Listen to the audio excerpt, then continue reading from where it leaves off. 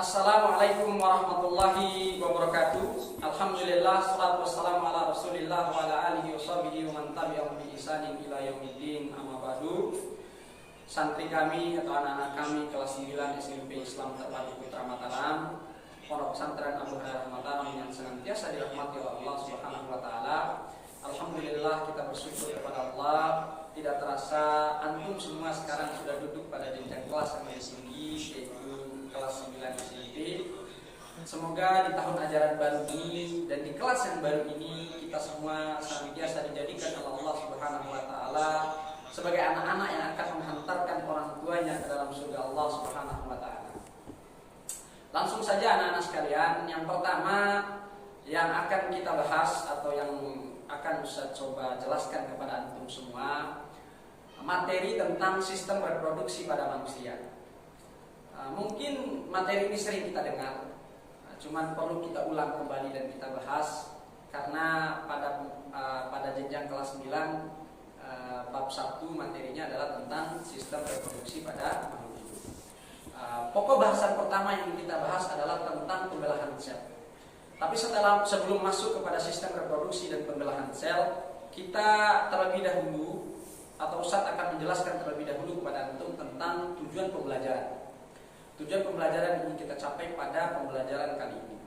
Yang pertama, diharapkan setelah mengikuti kegiatan pembelajaran ini, antum, kita semua dapat lebih memahami tentang kebesaran Allah melalui berbagai ciptaan yang luar biasa. Kemudian yang kedua, anak-anak sekalian, antum diharapkan mampu menjelaskan tingkatan organisasi kehidupan. Tingkatan organisasi kehidupan. Jadi apa yang paling rendah sampai jadi sebuah organisme, sampai jadi manusia, hewan, dan tumbuhan, dan seterusnya. Kemudian yang ketiga, antum diharapkan mampu memahami bagaimana konsep pembelahan sel itu. Ini intinya. Dan yang terakhir adalah antum diharapkan mampu mengidentifikasi organ-organ penyusun sistem reproduksi pada manusia. Baik, yang pertama kita akan membahas tentang tingkatan organisasi kehidupan. Tingkatan organisasi kehidupan yang paling rendah itu disebut dengan sel. Apa itu sel? Sel itu adalah unit terkecil pada makhluk hidup. Bagian terkecil dari makhluk hidup itu disebut dengan sel. Kemudian selanjutnya, kumpulan dari beberapa sel sejenis yang memiliki fungsi yang sama itu terbentuk jaringan. Jadi harus ada sel sejenis yang memiliki fungsi yang sama akan membentuk sebuah jaringan. Contoh sel itu misalnya sel darah. Contoh jaringan itu misalnya jaringan otot, jaringan tulang. Kita akan bahas lebih luas pada pertemuan berikutnya. Kumpulan dari beberapa jaringan yang memiliki fungsi yang sama akan terbentuk organ. Apa contoh organ? Misalnya mata, paru-paru, jantung, ginjal, dan seterusnya. Dan kumpulan dari beberapa organ itu akan membentuk sistem organ. Apa itu sistem organ? Sistem organ itu seperti ini. Contoh sistem organ itu seperti sistem pencernaan. Jadi untuk mencerna sebuah makanan mulai masuk dari mulut sampai keluar ke anus itu melibatkan beberapa organ. Misal saja dalam mulut ada gigi, itu organ, ada lidah, kemudian masuk ke lambung, masuk ke usus halus, usus besar, ada pankreas di sana, kemudian keluar ke anus. Jadi tadi yang Ustaz sebutkan itu adalah contoh organ. Mereka bekerja sama sebagai sebuah sistem sehingga terbentuklah namanya sistem organ, yaitu sistem pencernaan. Begitu juga dengan pernapasan, begitu juga sistem reproduksi yang akan kita bahas pada kesempatan ini. Jadi kenapa di akhir tujuan pembelajaran tadi Ustaz menuliskan bahwa setelah melaksanakan kegiatan pembelajaran ini antum diharapkan mampu mengidentifikasi organ-organ apa saja yang masuk dalam sistem reproduksi pada manusia tadi. Kemudian kumpulan dari beberapa sistem organ tadi terbentuklah sebuah organisme. Apa sih organisme itu? Manusia itu organisme. Jadi organisme itu ada yang mikro, ada yang makro, ada yang kecil, ada yang besar. Contoh organisme yang mikro itu contohnya seperti bakteri, virus. Kalau yang makro itu yang sering kita lihat manusia, hewan, tumbuhan, dan makhluk-makhluk hidup yang ada di sekitar kita. Tingkatan organisasi kehidupan seperti yang Ustaz perlihatkan pada slide, antum bisa lihat di situ ada gambarnya. Itulah contoh gambar dari tingkatan-tingkatan organisasi kehidupan. Selanjutnya kita masuk pada tujuan yang kedua, yaitu tentang pembelahan sel. Anak-anak sekalian yang dirahmati oleh Allah, sel itu mengandung yang namanya kromosom. Jadi di dalam sel itu ada kromosom. Siapa kromosom ini? Kromosom itu adalah materi genetik, kalau disebutnya materi genetik yang berfungsi untuk mewariskan sifat. Jadi kenapa seorang anak atau antum itu mirip dengan bapak atau mirip dengan ibu?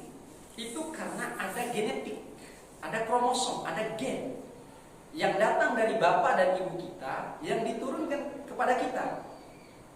Kenapa begitu? Karena memang kromosom itu bertugas untuk mewarisi sifat.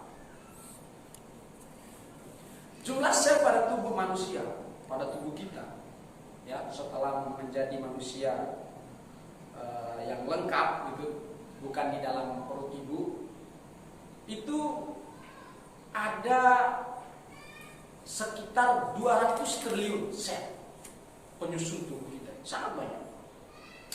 Dan di slide saya kasih lihat animasi ya tentang pembelahan sel.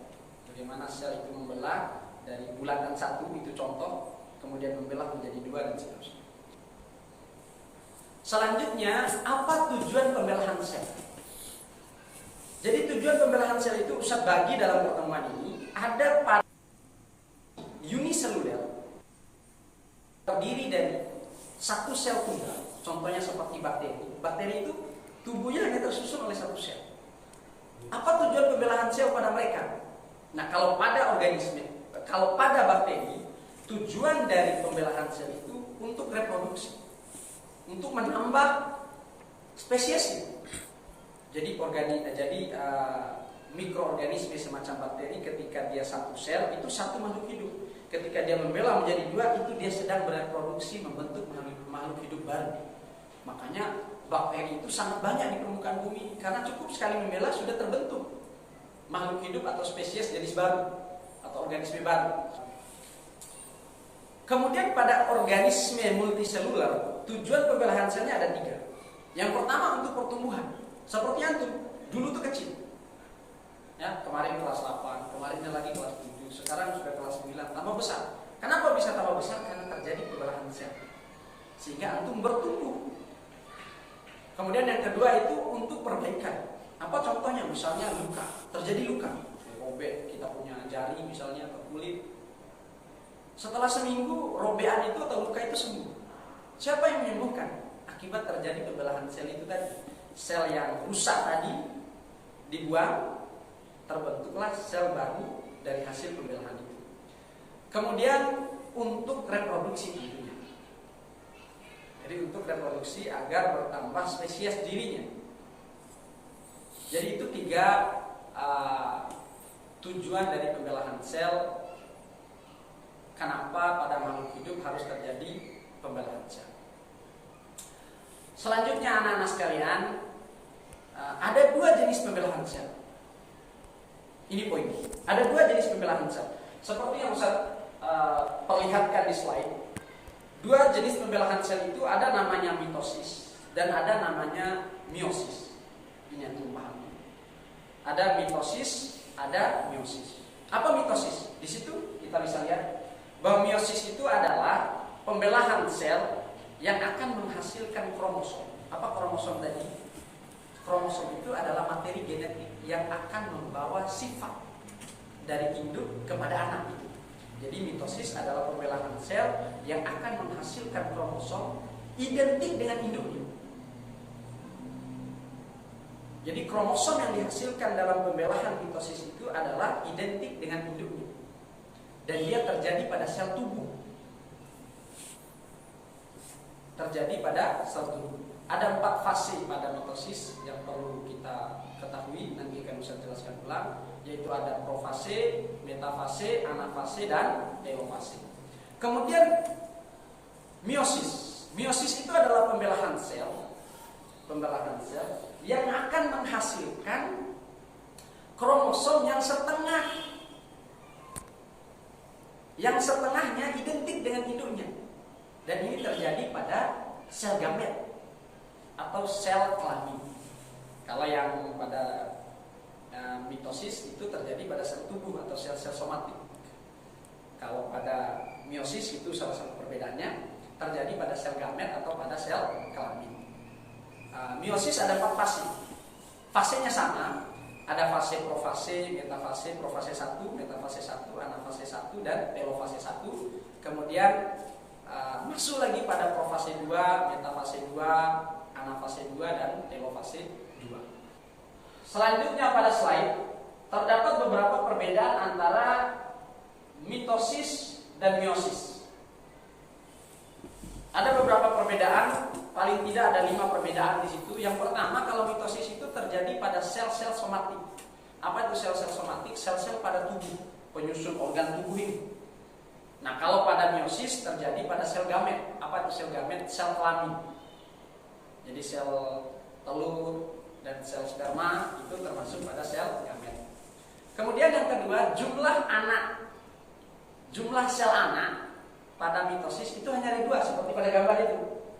Adapun pada meiosis ada 4. Jadi sel anaknya ada 4 seperti pada gambar itu ada 4 sel anak. Kemudian yang ketiga, tipe pembelahan sel pada mitosis itu disebut dengan tipe diploid. Apa itu diploid? Diploid itu berpasangan. Lagi saya kasih lihat seperti pada gambar itu. Kalau gambar mitosis itu kan ada sepasang dia di dalam lingkaran itu ada sepasang. Nah, kalau pada meiosis hanya 1 di masing-masing bulatan yang 4 itu satu sel gitu. Tidak berpasangan. Adapun pada pada pembelahan sel mitosis itu di dalam satu bulatan itu ada 2, itu berpasangan. Itu disebut tipe pembelahan diploid. Kemudian pada meiosis itu tipe pembelahannya itu adalah haploid, hanya ada 1 seperti tadi. Kemudian jumlah kromosom induk pada mitosis itu sama dengan jumlah kromosom pada sel anak. Dalam satu sel itu, ini tambahan, dalam satu sel itu ada 46 kromosom. Jadi ketika induknya 46 kromosom, maka anaknya juga ada 46 kromosom. Ini terjadi pada apa ini? Pada pembelahan sel mitosis. Adapun pada meiosis, jumlah kromosom induknya sama dengan setengah jumlah kromosom anaknya. Jadi kalau induknya punya 46, maka anaknya punya 23. Jadi kalau induknya 46 kromosom, maka anak yang lahir itu adalah 23 kromosom. Selanjutnya seperti yang saya jelaskan sebelumnya tadi, proses pembelahan selnya itu melalui 4 tahapan kalau pada mitosis, yaitu profase, metafase, anafase, dan telofase. Adapun pada meiosis itu ada meiosis 1 yang terdiri dari profase 1, metafase 1, anafase 1, dan telofase 1. Begitu juga dengan meiosis 2 terjadi profase 2, metafase 2, anafase 2, dan telofase 2. Sekian anak-anak sekalian yang dirahmati Allah, penjelasan singkat dari Ustaz, mudah-mudahan bisa dipahami. Untuk lebih memperjelas materi ini pada grup WhatsApp pembelajaran, Ustaz akan menyatakan file, diantaranya file PowerPoint ini, untuk antum baca ulang dan lebih memahami. Karena video ini sangat terbatas dan Ustaz juga ingin belajar di depan kamera ngomong sendiri, sangat lucu sekali anak-anak. Mudah-mudahan ini bermanfaat dan sedikit ini, dan di akhir slide Ustaz sediakan 1 soal untuk antum jawab sebagai bukti bahwa antum mengikuti pembelajaran ini. dan soal itu antum tuliskan di atas kertas, kemudian antum kirim melalui nomor WhatsApp Ustaz yang saya tulis di layar. Sekian.